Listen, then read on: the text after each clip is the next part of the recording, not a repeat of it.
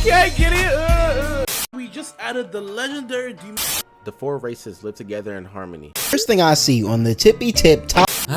Slice of life anime usually is an anime that typically gets you in your feelings, but there's one slice in particular that's been getting a lot of attention recently, and that is SpyXFamily. Hold on. We have to talk about this before we get started with the video. So recently there's been a huge Twitter uproar if SpyXFamily is overrated or not. But while we on it, I really gotta get on you Twitter weirdos, bro. Like, I really got DM a naked your doll. Really?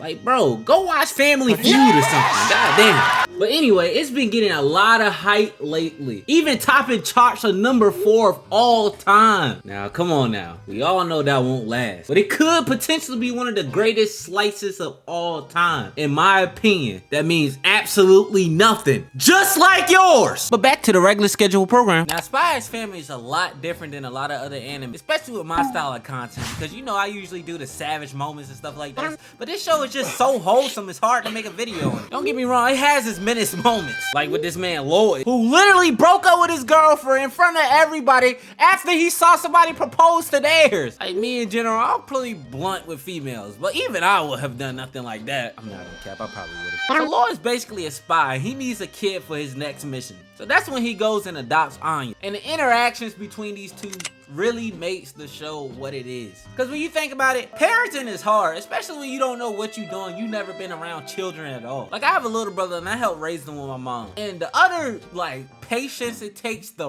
work with that is insane. Especially because all those little niggas do is cry all the time. Like, bro, if the ocean, like, evaporated one day and we really needed water, we could just put all the crying babies together and I swear they can fill that jank back up. It's like they have an unlimited amount of tears, bro. Like, it's like when God was making the earth and then he was deciding on how to annoy us forever and ever. He said, let me just put babies up there. So back to it, Anya is a telepath. So that means she can read like everyone's mind. And the interaction that these mind reading moments create is just top tier. Because the first time they meet, Anya immediately knows that he's a spy. But I couldn't have been the only one that thought she was just really smart. Because honestly, who thinks like that? Lloyd literally says everything in his head before he does something. This man does not react off instinct at all. So regardless, Lloyd had to adopt Anya to get into this prestigious school so he could get closer to his targets. You know, without her powers. Anya's kind of dumb.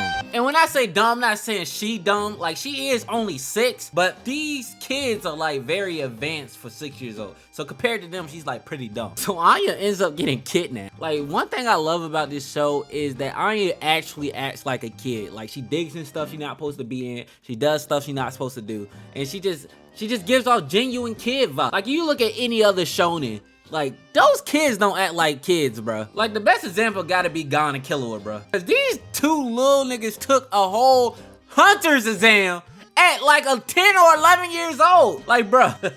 That's not okay. The parental supervision needs to be increased. Cause let my black ass go and ask my mom if I could take a hunter exams at like 10. Well, I'll be getting a hunter's ass whooping. That's what I would get. But anyway, Anya gets kidnapped and Lloyd gets her back. But I gotta get on this one particular scene because it always bothered me. So this man Lloyd gets Anya back, right? Like, he has this whole flashback of when he was a kid and like how sad he was and why he wants to change the world, right? Very commendable things. Like, really, it was really commendable. But this man gives Anya a car and tells her to go run to a police station. Like, bro literally abandoned a kid in the middle of the street by herself. Bro, lucky CPS wasn't around that corner. So gladly, Anya did not go. She hid under her bench till Lloyd came out. Then we get this really wholesome moment of how she was abandoned like 3 times and she just wants one home. And it's really wholesome. Like, I'm 21 and I don't have any kids that I know of. Now, for real, all jokes aside, the complete wholesome moment that this show gives off at times is really like, it inspires you, bro. Like, cause this man is literally a spy and all he cared about was getting the mission done. But he meets this little girl and now he actually developing feelings. Like, even when she passed the entrance exam, it was like his first time relaxing in like years, bro. Cause he always on like his P's and Q's basically, bro. So seeing this little girl that had nothing bring out the best in somebody is really like dope. But now y'all definitely gotta go watch this. It's really wholesome and honestly has one of the best filler episodes I ever seen in anime. I mean, bro, it's not like you out here pulling maidens or anything. You might as well go watch it.